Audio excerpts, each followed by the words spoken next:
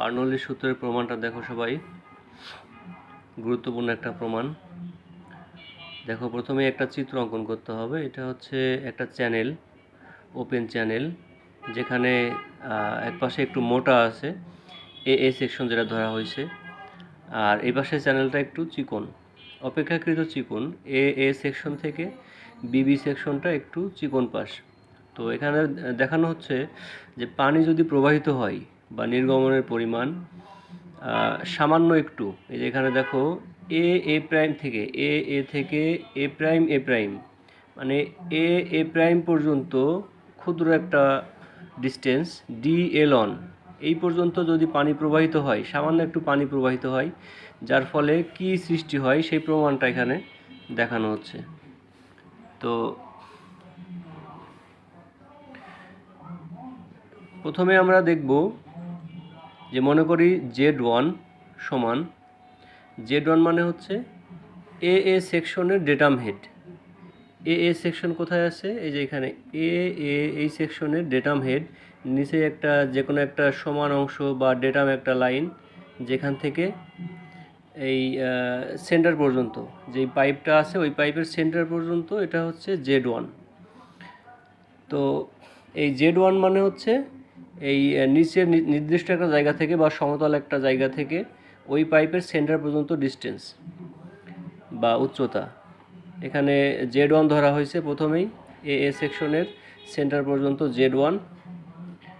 আর P1 মানে হচ্ছে ওই এ সেকশনের তরলের বেগ, তরলের চাপ এখানে দেওয়া আছে যে পি, এই যে এখানে দেখা যাচ্ছে যে পি ধরা হয়েছে P1টা যদি পানির দিকে প্রবাহিত হয়, সেটা বলা হয়েছে যে পানি যদি যে কোনো একটা চাপে প্রবাহিত হচ্ছে এই পানিটা।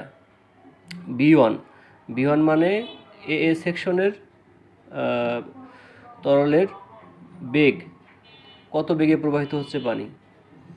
আর এ মানে হচ্ছে এই যে ক্ষুদ্র একটা অংশ ধরা হয়েছে, এটার হচ্ছে ক্ষেত্রফল। এই ক্ষুদ্র একটা অংশ ডিএল বললাম একটু আগে, যে ক্ষুদ্র একটা ডিস্টেন্স এ সেকশন থেকে এ প্রাইম এই পর্যন্ত, এ থেকে এ প্রাইম পর্যন্ত ডিস্টেন্স, এই ক্ষুদ্র একটা ডিস্টেন্স, এটা হচ্ছে DL1। এটা হচ্ছে ডিস্টেন্স, ক্ষুদ্র একটা দূরত্ব, আর এটা হচ্ছে ক্ষেত্রফল A1। অনুরূপভাবে এই পাশটা তো আমরা বুঝলাম।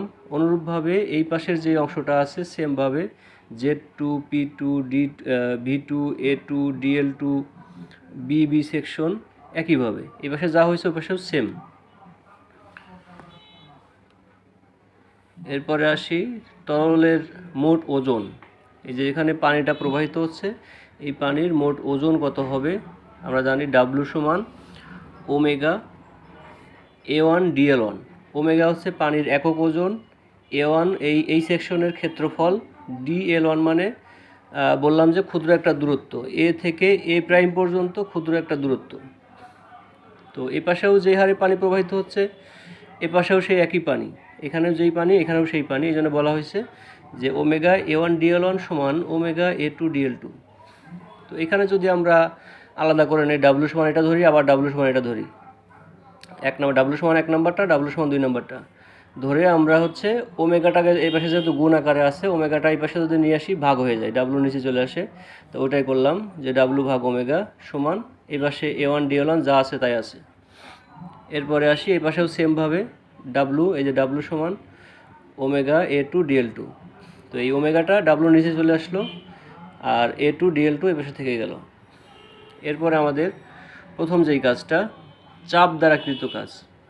এই অংশে যদি চাপ প্রয়োগ করা হয় বা P1 যেই চাপে পানি প্রবাহিত হচ্ছে, এটা কত চাপ হচ্ছে সেই চাপটা আমরা বের করি।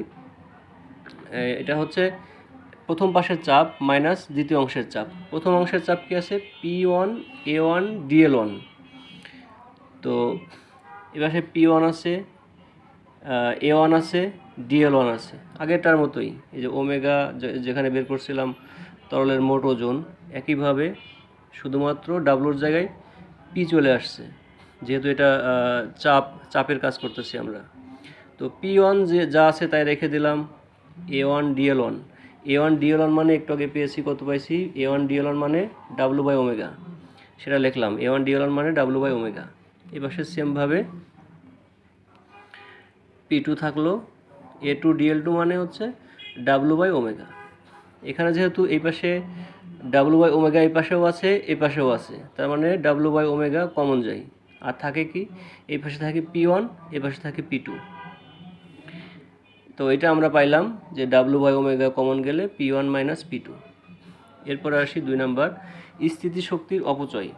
তো স্থিতিশক্তির অপচয় বলতে আমরা জানি ফিজিক্সে আমরা পড়েছিলাম যে mgh, এটা হচ্ছে স্থিতি কোনো বস্তু থাকলে, স্থির কোনো বস্তু থাকলে তার স্থিতিশক্তি হবে mgh1। তো এই পাশের প্রথম পাশ মাইনাস দ্বিতীয় পাশ, প্রথম পাশটা আছে mgh1 মাইনাস mgh2। m মানে আমরা কি জানি, w সমান mg, আর m যদি রেখে দেই, এই পাশে m যদি রেখে দেই তাহলে এই জিটা w নিচে চলে আসে, এই পাশে গুণাকারে থাকলে এই পাশে এসে ওটা ভাগ হয়ে যায়।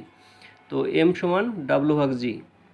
আর এই পাশে যেহেতু আমরা প্রমাণ করতেছি z1 দিয়ে, এখানে উচ্চতা মানে হচ্ছে z1, h1 মানে হচ্ছে উচ্চতা, তো আমরা এখানে উচ্চতাকে h1কে আমরা z1 ধরলাম। তো এখানে উচ্চতা h1 দেওয়া আছে, ধরলাম h1 সমান z1, যেহেতু একই উচ্চতা একই জিনিস, h1 মানে উচ্চতা, z1 মানে উচ্চতা। তো এখানে আমরা m এর জায়গায় w/g লিখলাম, আর h এর জায়গায় h1 মানে z1, h2 মানে z2 লিখে দিলাম।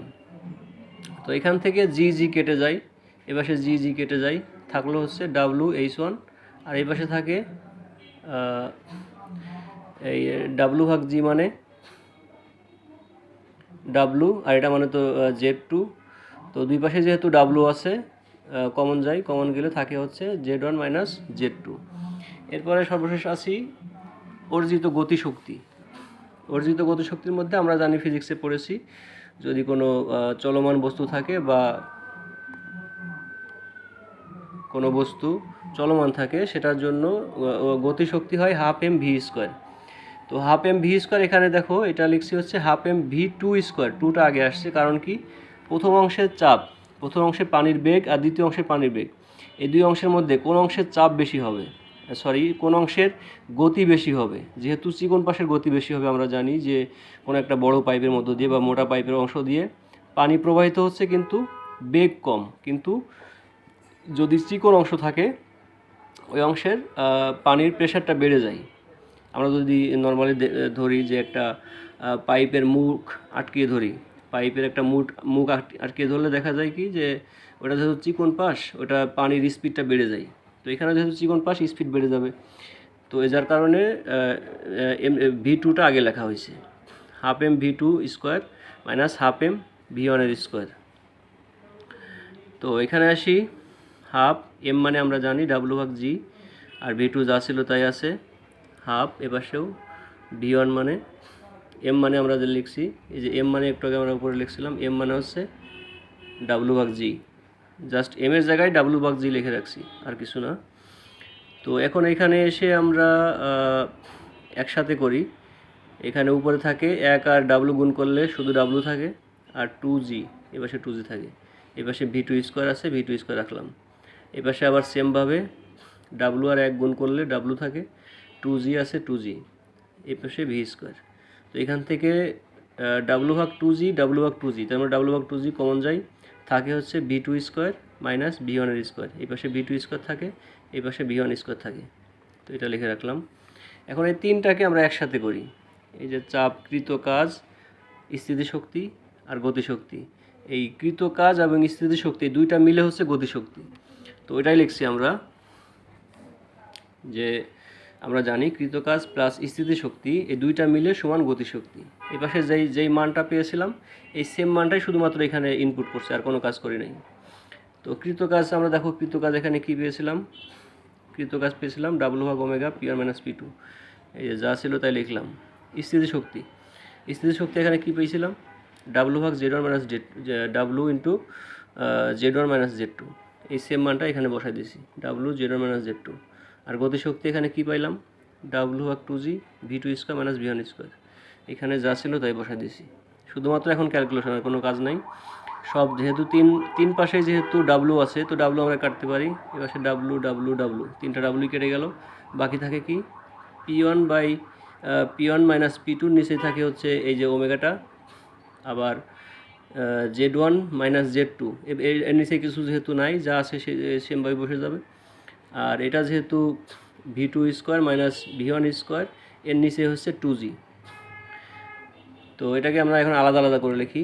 P1 এর নিচে ওমেগা, P2 এর নিচে ওমেগা, Z1 যা ছিল তাই, Z2 যা ছিল তাই। এই পাশে V2 square by 2G, V1 square by 2G। তো এখন আমরা সাদায় লিখলে হয়ে যাবে।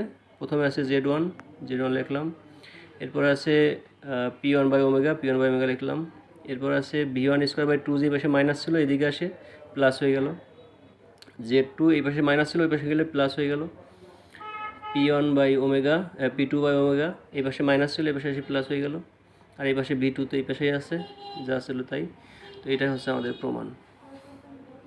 আশা করি সবাই মনোযোগ সহকারে এটা ভিডিওটা দেখলে বুঝতে পারবা। আর যদি কোথাও সমস্যা থেকে থাকে আমাকে জানাবা।